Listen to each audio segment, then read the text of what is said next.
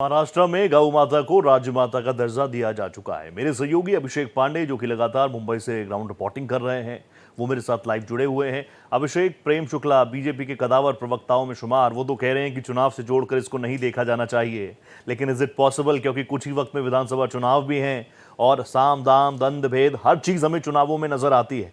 आप क्योंकि ground report भी कर रहे हैं, अधिकारियों से भी संवाद कर रहे हैं, किसानों से भी आप बात कर रहे हैं, गौ पालकों से आप बात कर रहे हैं, इस फैसले के बाद आम लोगों के बीच से क्या रिएक्शंस आए?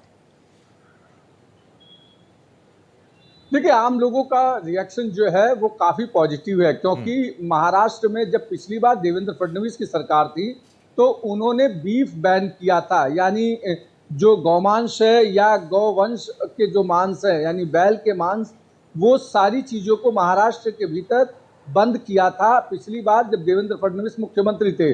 इस बार जिस तरीके से पूरे देश भर में सिर्फ चर्चा हो रही है कि इसे राष्ट्रमाता घोषित किया जाए, अलग अलग तरीके से लोगों के आंदोलन चल रहे थे, ऐसे में राज्य माता का दर्जा महाराष्ट्र सरकार ने आज कैबिनेट में दे दिया है। इसके बाद से जितने भी जो देसी गाय हैं उनको पालने वाले लोगों को सरकार अनुदान देगी।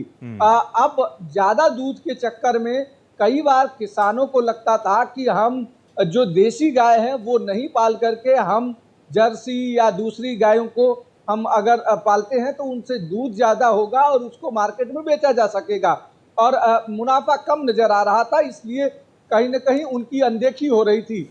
लेकिन राज्य सरकार ने एक बड़ा जो फैसला लिया है, इससे महाराष्ट्र के भीतर जो देशी गाय पालने वाले लोग हैं वो उनको तो खुशी है ही, साथ ही एक चलन भी बढ़ेगा देसी गायों के पालने का, उनके रखरखाव का। सरकार उन्हें चारे का पैसा देगी, सरकार उन्हें रखरखाव का पैसा देगी, किसी भी तरीके की कोई दिक्कत होती है तो उसको भी सरकार मदद देगी। तो निश्चित तौर पर एक बड़ा फैसला है और पूरे देश भर में ये पहली बार ऐसा फैसला हुआ जब राज्य माता का दर्जा गौ माता को दिया गया है।